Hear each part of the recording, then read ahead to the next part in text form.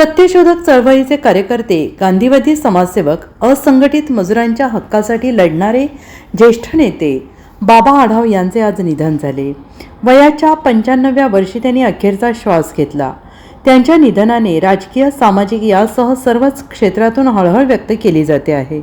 वंचित आणि असंघटित घटकांच्या हक्कांसाठी लढणारे मौलिक व्यक्तिमत्व आज आपल्यातून निघून गेल्याचे दुःख होते आहे, असे मुख्यमंत्री देवेंद्र फडणवीस यांनी म्हटलं आहे. तर प्रस्थापित व्यवस्थेच्या रोषाची तमान बाळगणारे सामाजिक कार्यकर्ते आणि पुरोगामी विचारांचे खंदे समर्थक डॉक्टर बाबा आढाव यांची उणीव सदैव भासत राहील, अशा शब्दात ज्येष्ठ नेते शरद पवार यांनी बाबा आढावांना मुख्यमंत्री देवेंद्र फडणवीस यांनी श्रद्धांजली अर्पण केली. ज्येष्ठ समाजसेवक बाबा आढाव यांच्या निधनाचे वृत्त अतिशय दुःखद आहे. वंचित आणि असंघटित घटकांच्या हक्कांसाठी त्यांनी सातत्याने संघर्ष केला आणि त्यांचे आधारस्तंभ म्हणून काम केले.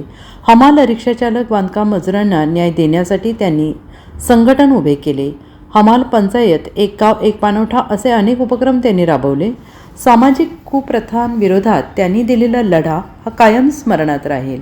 महाराष्ट्राला समाजसेवकांची एक थोर परंपरा लाभलेली आहे आणि त्या परंपरेत एक मौलिक व्यक्तिमत्व आज आपल्यातून निघून गेलं आहे. ते कायम स्मरणात राहतील आणि त्यांचे विचार येणाऱ्या पिढ्यांना प्रेरणा देत राहतील, असे म्हणत ज्येष्ठ नेते शरद पवार यांनी श्रद्धांजली अर्पण केली. Bureau report, SBN Marathi, Mumbai.